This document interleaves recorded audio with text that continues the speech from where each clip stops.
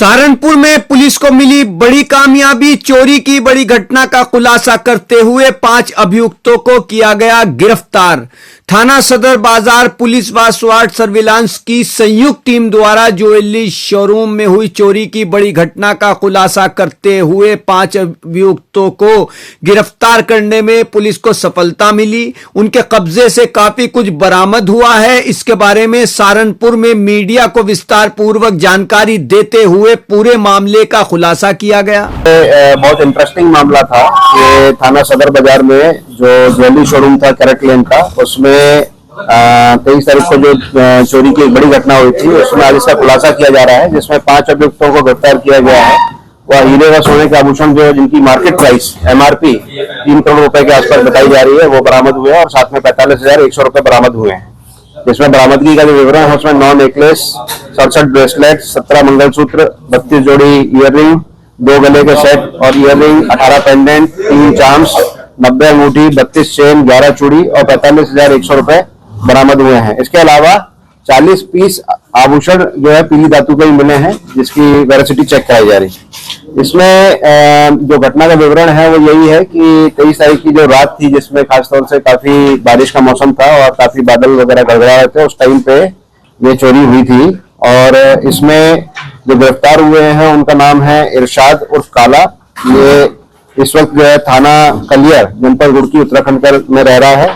दिलशाद जो है ये भी वहीं रुड़की में रह रहा है। बीच में ये ओरिजिनली ये लोग नकुल के रहने वाले हैं, बीच में मंडी थाने में रह रहे थे और वहां पर जब इनकी हिस्ट्री शीट खुली है तो उस टाइम में ये रुड़की में जाके रहना शुरू कर दिए थे। इसमें सलमा है इनकी पत्नी तीसरी, जो अगेन थाना कलियर रुड़की उत्तराखंड, और काली जो इनकी माता जी हैं, ये थाना भगवानपुर जनपद रुड़की उत्तराखंड, और सीमा ये भी वहां की रहने वाली है। तो इस तरह के 5 लोग गिरफ्तार हुए हैं और जो बरामदगी है उसको मैंने बताया। अब घटना जो है उसमें घटना में बहुत इंटरेस्टिंग मॉडस ऑपरेंडी थी इनकी कि ये रहने वाला नकोड़ का था और इसके ऊपर में टोटल मुकदमे इस वक्त जो चोर है इसके ऊपर में लगभग मुकदमे हैं 27 मुकदमे इसके ऊपर में है। इसकी माँ के ऊपर में 12 मुकदमे हैं।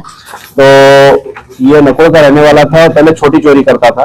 तो इसमें बीच में ये फिर जब वहां से पकड़ा गया तो इसने फिर मंडी में शिफ्ट हुआ और कुछ साल पहले भी 1 करोड़ रुपए की चोरी हुई थी जिसमें पकड़ा गया था। तो जनरली ये ज्वेलर्स की दुकान को ही निशाना बनाता था और उस दिन इसने जो है ये प्लान बनाया था कि कैरेट लेन जो शोरूम है वहां पर ये चोरी करेगा। तो कबाड़ी के बेच के रूप में, कबाड़ी का बेच जैसे बताया गया कि 1 महीने से कबाड़ी के बेच में रेकी कर रहा था कि वहां पर जो है चोरी कर सकूं। बट इसमें जो कि 27 मुकदमे पहले हैं और मुझे लगता है कि विभिन्न चोरियों में इसने सोचा कि किस तरीके से पुलिस ने मुझे पकड़ा और उन सारी चीजों को निगेट करते हुए कि वो सारी चीजों में क्या कमी रह गई उसके हिसाब से प्लान बनाया गया। तो जो बगल का होटल है उस होटल की छत पे गए रात को और वहां पर उन्होंने जो है वहां पर शराब पी और खाना खाया और उसके बाद में वहां से जो सटी हुई दीवार थी उससे आके वहां से जो अपना कटर होता है इलेक्ट्रिक वाला कटर, वहां से इन्होंने सप्लाई ली और उसके बाद में उसको काटा, जो दरवाजा था उसको काट के और सीढ़ी से नीचे उतर के दीवार में छेद करके कैरेट लेन की दुकान के अंदर गए और वहां पर फिर मास्क लगा के जो है चोरी की। उसके बाद में वापस ऊपर चढ़ा और वहां से उतरा। इनफैक्ट जब ये उतरा था तो वहां पर लंगड़ाने की एक्टिंग की, क्योंकि इसमें टाइम काफी लगा, लगभग सुबह का टाइम हो गया था। तो लंगड़ाने की एक्टिंग की और जाकर फिर कपड़े से अपना वेश भी चेंज किया। पर हमारी टीमें लगी हुई थी और उसमें कुछ क्लूज हमको मिले, जिसमें टेक्निकल जो सूत्र थे और जो मैनुअल सूत्र थे दोनों का उपयोग किया गया और उससे ये पता चला कि ये वही व्यक्ति है जिसने चोरी की है। और फिर इस पर टीमें लगातार पीछे लगी रही। फाइनली जो है वो सारी चीजों को देखा गया और जब इनको सभी को पकड़ा गया तो फिर इनसे जो है रिकवरी भी की गई। सर, चोरी करते समय कितने लोग थे और कितने की चोरी की? ये जो मॉडस ऑपरेंडी है कि अकेले सिंगल पर्सन जो है चोरी करता था और चोरी करने के बाद में जब ये रुड़की गए तो वहां पर इन्होंने सोचा कि आर्टिफिशियल ज्वेलरी ले ली जाए कि मान लो यदि पुलिस पकड़ भी लगी तो आर्टिफिशियल ज्वेलरी देके जो है उसमें बरामदगी करा के उसमें छूट लिया जाएगा। बट इसको नाकाम किया गया। पुलिस जो है कानून के हाथ लंबे होते हैं, इसलिए पुलिस जो है लगातार इनके पीछे पड़ी रही और इसमें जो टोटल बरामदगी है वो ऑलमोस्ट टोटल बरामदगी 100% बरामदगी की गई है। और इसमें जो पुराने मुकदमे हैं उन मुकदमों को भी देखा जा रहा है कि उन मुकदमों से भी कोई माल यदि संबंधित हो और इसमें गैंगस्टर की कार्रवाई भी हम लोग कर रहे हैं और फास्ट कन्विक्शन, जो बाकी सारे मामले हैं उनमें फास्ट कन्विक्शन भी कराया जा रहा है। ये जो टीम थी, इस टीम को जो हमारे दोनों एएसपी है मनोज यादव और सिमरन सिंह जो एएसपी अंडर ट्रेनिंग है, दोनों ने बहुत अच्छा काम किया है, टीम को लीड किया है।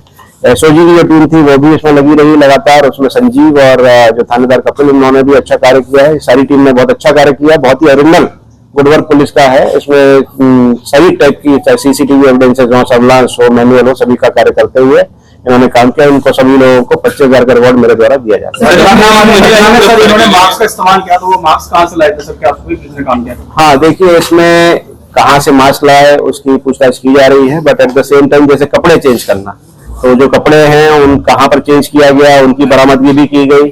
फिर बेस को चेंज किया गया, फिर दाढ़ी को भी चेंज किया गया। तो इस तरीके से क्रिमिनल ने कोशिश बहुत की कि किसी तरीके से मैं ना पकड़ा जाऊं। पहले की चोरियों में भी ये देखा गया कि जब ये कोई भी आभूषण चुराता था तो ये कहीं उसके साउंड बॉक्स के अंदर रख दे, कहीं फ्रिज के नीचे रख दे, कहीं और कहीं रख दे, तो बेसिकली सारा दिमाग लगाया जाता था। पर जैसा अन्वेषण जब किया जाता है तो फिर अन्वेषण में प्रोफेशनलिज्म रखा जाता है और उसकी वजह से सारी चीजों को जो है बरामद किया गया है। और 3 महिलाएं भी गिरफ्तार की है, क्या इनका रोल रहा है इनके साथ? हाँ, इसमें देखिए मेन चोरी जो है वो ये चोर करता था, बट जो ये महिलाएं हैं और जो इसके परिवार वाले हैं वो उसको खपाने में उसको उपयोग होते थे कि दूसरे राज्यों में ज्वेलरी को धीरे धीरे बेचा जाए, जिससे घर का जीवन यापन। इनफैक्ट इसने ये भी बताया कि अपना जो है घर वगैरह बनाना चाहता था, तो उस सब के लिए बड़ी चोरी का प्लान बहुत टाइम से 6 महीने से ऑलमोस्ट प्लानिंग चल रही थी और उसकी रेकी भी की जा रही थी एक वजह से। तो निश्चित रूप से एक बड़ी घटना थी और घटना का अनावरण भी समयबद्ध तरीके से और पूर्ण प्रोफेशनल। चोरी में लगातार काली गैंग सक्रिय रहा है, तो पुलिस द्वारा कितनी इनको प्रतिबंध किया जाएगा, क्या कार्रवाई की? देखिए इसमें पहले नकुड़ में मुकदमे लिखे गए थे, इसके अलावा यहाँ पर जो हमारा मंडी है वहां से स्ट्रीट शीट भी खोली गई थी और क्रिमिनल लगातार मूव पे था। इसने जैसा मैंने बताया कि लेटेस्ट ठिकाना जो था वो उत्तराखंड रुड़की का कर लिया था, उसमें फर्दा की कार्रवाई भी पुलिस करती है। But at the same time जब अपराधी कोई अपराध करेगा तो पुलिस उसके पीछे रहेगी और उसको वर्कआउट भी करेगी। सर, पुलिस ने गरीब मोहल्ले के सभी कैमरे खंगाले, कितने कैमरों के खंगाले गए टोटल,